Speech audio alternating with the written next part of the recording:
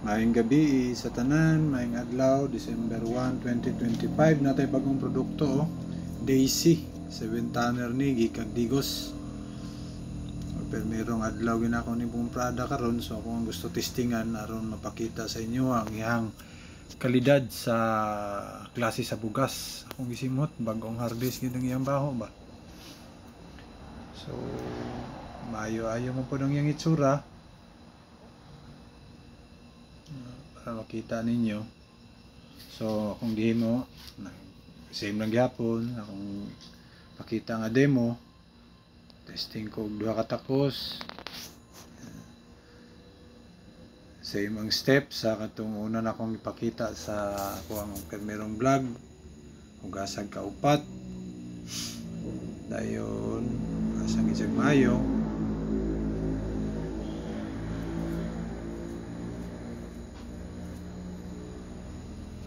Isa, duha, tulo, upat. I-drain yun ako kay parang mas measure yun akong tubig.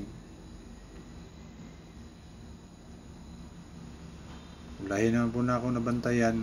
I-realize na ako 7 tanner, so kusog yun siya matubo.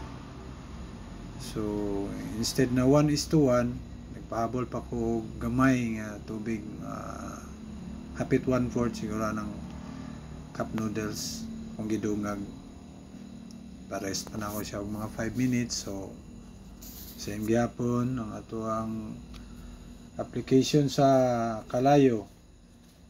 Slow cooking lang yun, pinakahinay nga makayan niya. Sa ako ang lutuan, pinakahinay nga kayo nga iyang masupply. So para ma-achieve na ko ba ang lami ang luto.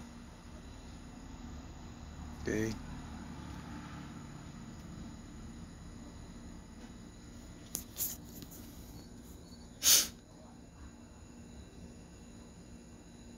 So after pila ka minutes, so ano na siya, kaya na ko makita o pila na to ka minutes, basta kay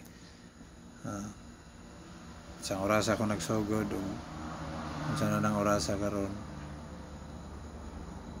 Kuha na siyang gipahinayan pa. So kuha siyang 6:39, 6:41 ako na siyang gipalong, 6:56 ako na siyang giablihan, simot na ko. So okay man ang iyang baho.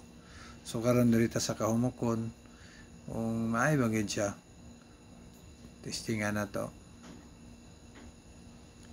Okay, kandos. Sa kuwang pagluto, humok siya, pasado siya para sa kuha. So kamo na mo decide kung pasado po sa inyo ha. Salamat.